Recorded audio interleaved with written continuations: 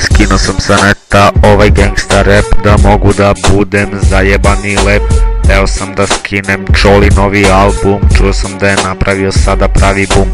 Popio sam pivo, podrigno i krenu da odem do doktor dilera da mi nađe venu. Uspod kod radnje naleteše i plavi, ruke gore klošar utis kapom na glavi. Hvatio sam trg da odem iza ugla, pao sam na kamen i povredio vugla. Budim se u hitno i sreća me je stigla, sad me boli kurac, u veni mi je igla.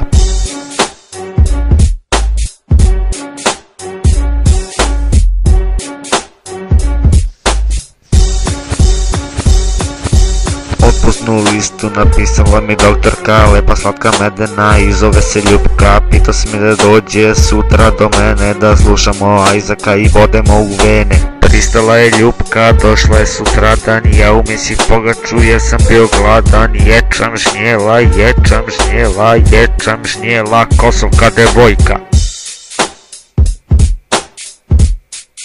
Ječam žnjela. Pošto sam također masovni ubica, štanglom sam joj otkinuo ja pola lica. Tuko sam je peglom da bude mekanija, da bi deca jela mesa zdravija. Samleo i sisem levilicom cepter, prodao sam joj ruke da imam za ter. Daću i dileru grudi na ler, ja mu dao glavu, mislim da je fair. Jebate, šta sam ovdje rekao, u pičku lepu materinu, yeah.